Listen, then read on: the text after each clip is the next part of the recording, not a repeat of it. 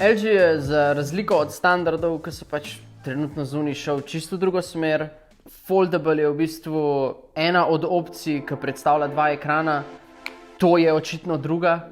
Kar se tiče dizajna, imam v roki sivo verzijo, obstaja še modro-pinki verzija, ki je meni osebno lepša, ampak mislim, da bo večina ljudi preferirala to temnejšo. Spredi, kot vidimo, je prvi in glavni ekran, ki ima samo na vrhu in spodaj manjši črni rob.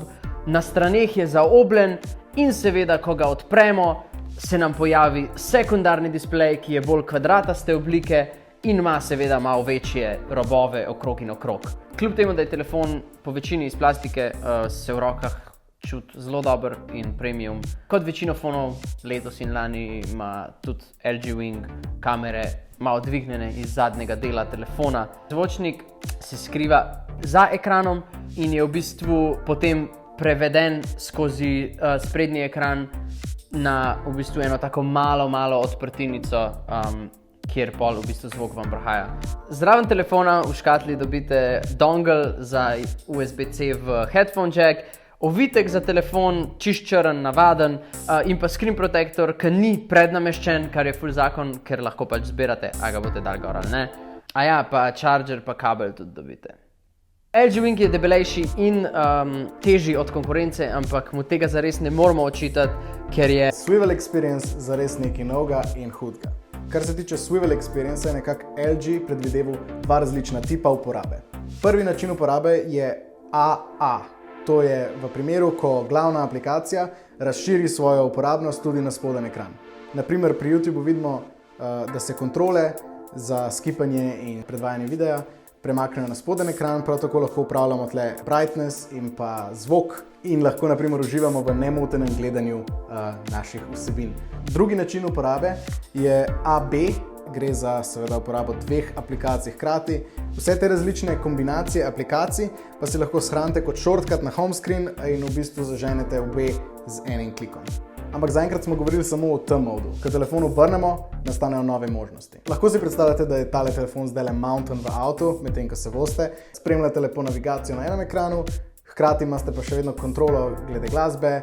Ta oblika telefona pa pride prav v bistvu tudi pri gamanju. V prihodnosti lahko pričakujemo tudi pri vseh možnih Fortnitih, PUBG-jih in ostalih streljačinah, da bojo imele zgoraj integrirano mapo, da boste vedeli, kje se dogajanje pač dogaja. Tako da gaming na Wingu se mi zdi zelo obetaven v prihodnosti.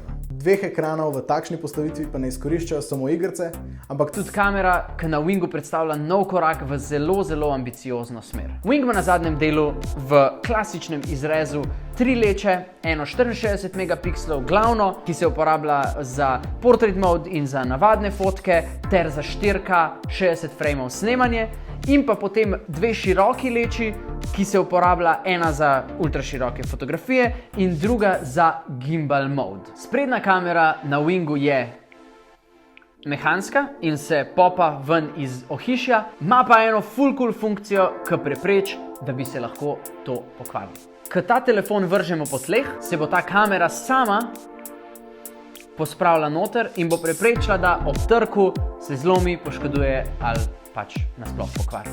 Sad me trenutno snema na gimbal mode od LG Winga in kakor vidite, zgleda stabilizirano skoraj nulo. Ta gimbal mode je ena od mnogih funkcij, ki jih pač ima LG Wing, ampak je edina, ki pa res izstopa. Za razliko od gimbal moda je to zdaj posneto v 4K, 60 frameov na 64 megapikslov glavno kamero. Stabilizacija je, kot vidite, sad me snema iz roke in tresenja praktično ni. Tako da jaz mislim, da je ta glavna kamera zelo dobre kvalitete in da je video res prijeten za gledati. Kot ljubitelja tehnologije vedno podpirava raziskovanje novih workflow, novih dizajnov, ampak to je le prva generacija LG-ove vizije. Software na LG Wingu je hud, easy se ga uporablja, ampak nima še veliko suporta strani third party appov, ki pa definitivno pride v prihodnosti in v naslednjih generacijah Winga. Hvala za ogled videa, fajn se imejte, pa se vidimo v naslednjem. Čau. Čau.